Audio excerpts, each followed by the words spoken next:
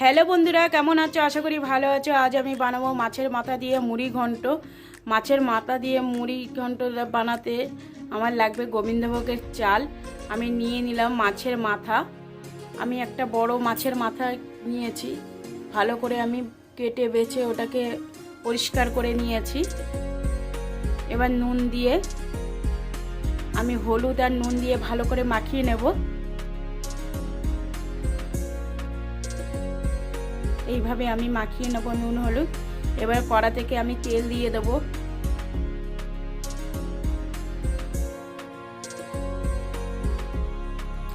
কড়া থেকে তেল দিয়ে আমি প্রথমে আলুটাকে ভেজে নেব। আমি একটু নুন হলুদ দিয়ে আলুটাকে ভাজতে দেব। আমার ভাজা হয়ে এসছে, আলুটাকে তুলে নেব। ওই কড়া থেকে দিয়ে দিলাম মাছটাকে আমি ভালো করে ভেজে নেব। আমি মাছের মাথাগুলো এক এক করে ভেজে নিচ্ছি দেখুন।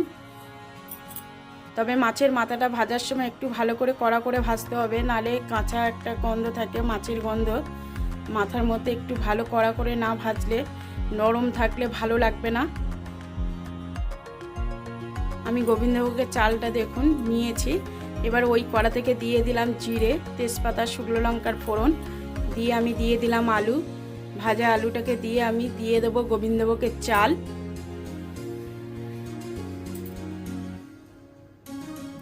গোবিন্দভোগের চালটা দিয়ে আমি আলুর সাথে ভাজতে থাকবো।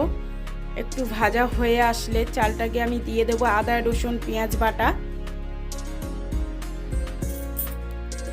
দিয়ে দিলাম নুন হলুদ। আমি একটু কাশ্মীরি লঙ্কা অ্যাড করব।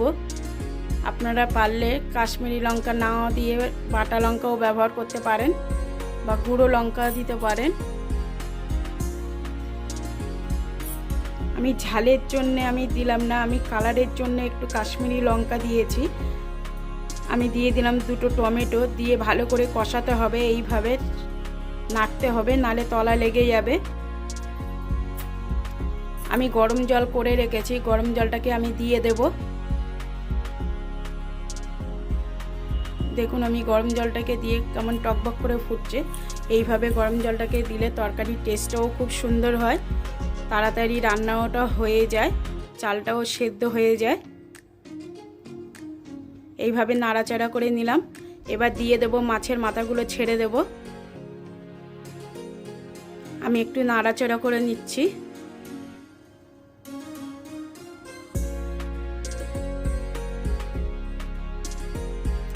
আমি এখানে 20 মিনিট রান্না হতে দিয়েছি।